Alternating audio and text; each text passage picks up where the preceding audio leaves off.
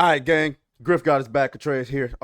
Before we get into it, make sure y'all check out the Squabble Shop, like the video, subscribe to the channel. Make sure you join the channel if you want to support us and help us achieve our goals as far as entertainment goes. And yeah, let's go ahead and move on to the Griff. I know you thought the Dragon Age Griff was over, but it ain't. My leg! It ain't. My leg! It's not over, okay? The Dragon Age grift is the grift that keeps on grifting, okay? But this is different. This is absolutely different because it's so strange, right? It's funny how there was this one narrative and you couldn't say nothing negative about Dragon Age. You couldn't. Impossible. Couldn't be done. And then a certain meteor hits America and now all of a sudden you got these nuanced takes, right?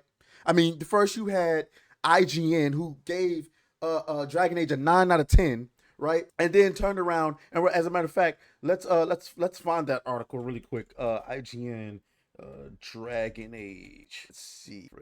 So there's the 9 out of 10. Y'all can't see that. Jesus Christ, y'all can't see that. The Dragon Age 9 out of 10. But where's the new one? Dragon Age the Veilguard is at war with itself. Now, one, I do believe in the concept, right? I do believe in the concept of, if you're gonna have a journalistic outlet, I do believe in the idea of having different creators there or different journalists there with different views. I absolutely believe in that. Hold on, let me do this really quick because this is bothering me. Okay, there we go. I absolutely positively believe in having different journalists there with different views. Absolutely. But when it comes to a review, right, it's kind of counterproductive to write a review about a game and then immediately, give it a 9 out of 10 and then immediately follow it up with an article where you have another writer trashing the game. Now, we're not going to go through that article. We're going to go to this one because now you got the gamer coming out and criticizing Dragon Age, and this is absolutely insane. We got to get into it. So make sure you hit the like button, especially if you enjoy this video or if you laugh at any point, okay? If you laugh at any point, you definitely got to hit the like button and subscribe to the channel. Let's get into it. Dragon Age the Veilguard is that friend that's too what? Let me repeat that, or say it the right way first time anyway. Dragon Age is Jesus. You stupid. Dragon Age the Veilguard is the friend that's too woke. Excuse me? Oh my God. This is coming from the gamer. The gamer. Well, let's get into this article. If you're as chronically on the line as I am, you know the meme, and I've been playing Dragon Age the Veilguard. I can't stop thinking about it, originating from a video skit where a woman refuses to laugh at the Four Seasons Orlando baby because there are worse things happening in the world. The phrase has largely been used as an anti-intellectual cudgel against any kind of remotely social. You stupid. Let's try that again. Any kind of remotely sociologically critical social media post. It's used to deem people party poopers for caring about things mostly. No. Don't do that. Don't you do that. It's not used to categorize people who care about things. It's that you care about shit that don't matter. Okay, I much prefer the way it's used by people who declare themselves the friend that's too woke, because I am the friend that's too woke. I think it's intellectually lazy to complain about people having critical thinking being too woke because they say that your words or actions might be offensive. I am a friend who rolls their eyes when people talk about using ChatGPT to write their emails, the friend who boycotts brands out of solidarity, the friend who corrects people when they misgender someone. People pejoratively call me woke all the time, and I don't consider it a mark of shame. Oh, well, good on you. The Veilguard, though, is woke in a bad way because it's so terrified of being offensive that it erases everything interesting about Dragon Age. Holy shit. Don DeMarco for a games journalist? Oh my goodness. Oh guys, this is about to get good. Ooh, for all those other games journalists out there who are pandering, I know you hate being alive. I say over and over and over again, I hate being alive, I hate being alive, I hate breathing, I hate being alive, I'm in tremendous pain, This person here, I think, is going from a games journalist to a James journalist. Shouts out to James journalist. There's something to be said about people who act entirely out of fear of being offensive and take themselves so seriously that they screw up all nuance out of their interactions. Oh my God. Oh my God. Hold on. Who is this? Tessa Carr. Who are you, Tessa? Oh Lord, she look like a they them herself. But just because you said that. Let me suck them titties, baby. Oh, yeah. Let me suck them titties, baby. Let me suck them titties, baby. I know. You get what I'm saying? Oh, and she like Knights of the Old Republic. Okay, Tessa. Okay. This is the type of journalism I like to see. Honest. Even though she's a woke person herself, she knows how to take some sort of accountability. Let's keep going. I like this. She goes, this is a highly subjective and personal thing, but I feel most accepted for who I am when my friends can joke about my intersectional identities. Holy Tessa. Much respect to you, Tessa. It's funny when I send a picture of a woman with the caption, she's so beautiful, to the group chat, and I get a string of replies of just the word gay. It's funny when my partner calls me Nabi as a shorthand for non-binary. Oh my God. Oh, your asses are being taken. Asses are being taken in ways that nobody can explain. She's a non-binary. She's a non-binary. Jesus, you had to ruin it. But that's fair. That's fine.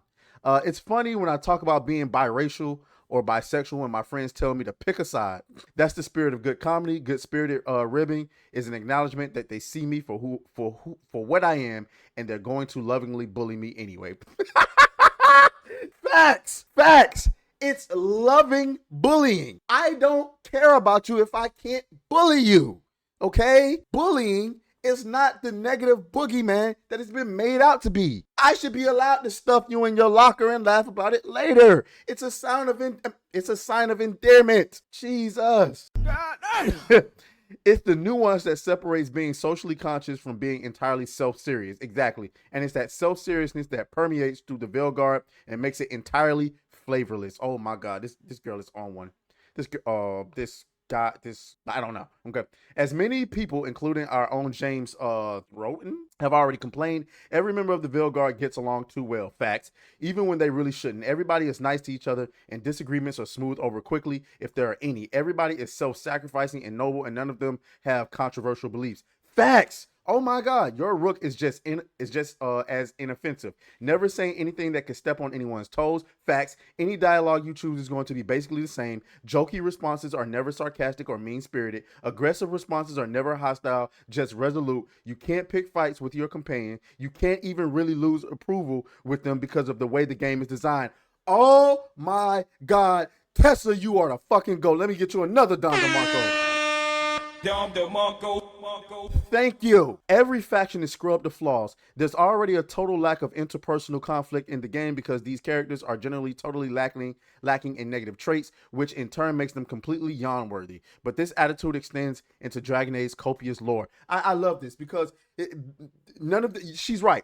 None of them have any negative traits about them. None of them are dishonest. None of them are selfish. None of them are self-righteous. There's no narcissistic personality disorders here. There's nothing going on here. There's a reason why reality TV is successful as it is, because people like to see what they believe to be authentic conflict. People would like to know that there are other imperfect people out there in the world, even if they're famous. The fact that you made a game that allows me to have choice, but doesn't allow me to have choice because I'm not allowed to be a bitch. I'm not allowed to be an asshole. I'm not allowed to be, well, that wasn't going to come out right. I'm not going to say that. All right, let's move on. For example, the Antivan Crows have long been portrayed as a very morally gray faction. They're cutthroat and care only about coin and origins. The companion, Zevran, my favorite character, can be recruited after he fails to assassinate you. He reveals that the guild, I never played Origin, guys, so I didn't know that. You try to kill me, I ain't recruiting you, nigga. You got to die.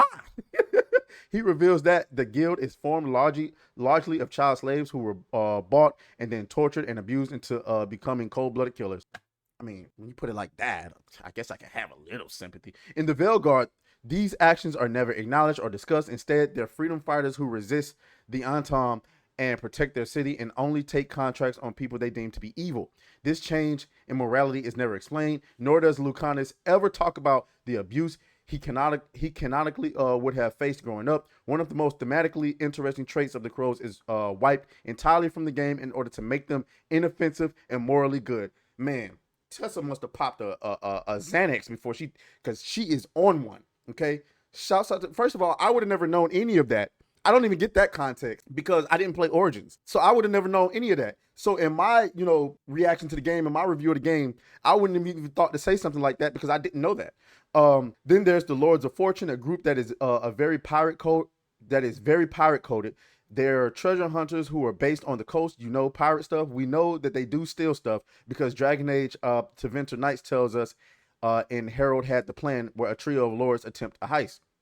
But when Rook jokingly tells Tosh not to steal anything from the lighthouse, Tosh informs them that the Lords of Fortune don't actually steal things. They only take stuff that has no owner. I don't even remember that dialogue because it was that forgettable. They even go out. I remember them having a conversation like that, though. They even go out of their way to return cultural artifacts to their original homes, like some kind of reverse Laura Croft. Any moral ambiguity, You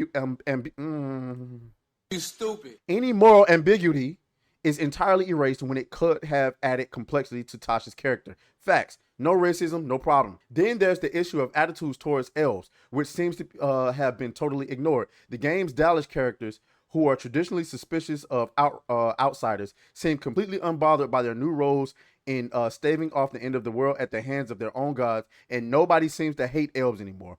Where before I'd get called knife ears by random people, barely anyone acknowledges my Rook's race at all. Facts. I chose elves, and it seems that like it has like what's the point of picking your race? What's the point? It doesn't matter. Nobody makes any comments about any race or anything like that.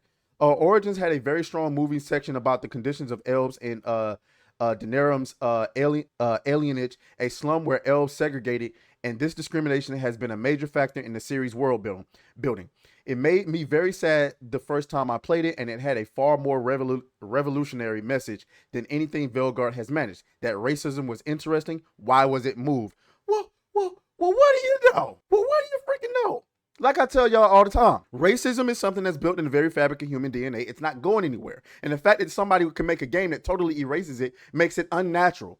Okay. Worse is the fact that Inquisition ended with elves from all backgrounds joining Solas in his quest. This racial tension would have been the perfect seed for a game that explores the complexities of nationalist ethnic movements and the principle of self-determination, which could have made for an incredibly interesting game if done well. But in the Veilguard, that's retcon. Solas acted alone, and every elf you meet is in agreement with you.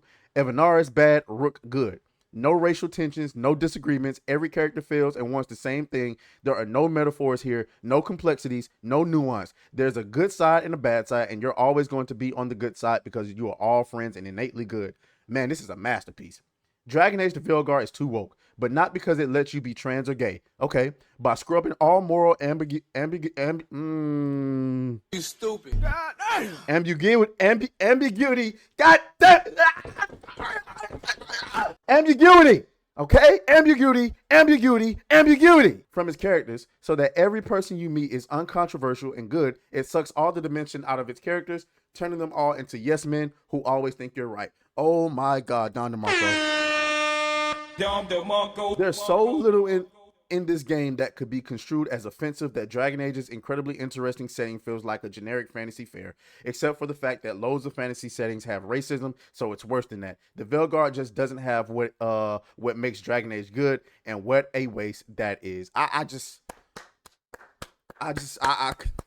this might be the greatest article written by a games journalist since, oh my, I don't know when. Okay, congratulations, Tessa. You are not a games journalist. You are a James journalist. I love it. This is a fact. She pretty much says the same thing that I said throughout the entire game. Is that it's a fine game. It's just a terrible RPG and a terrible Dragon Age game. There's like I don't need to say anything else. She already knocked it out of the park.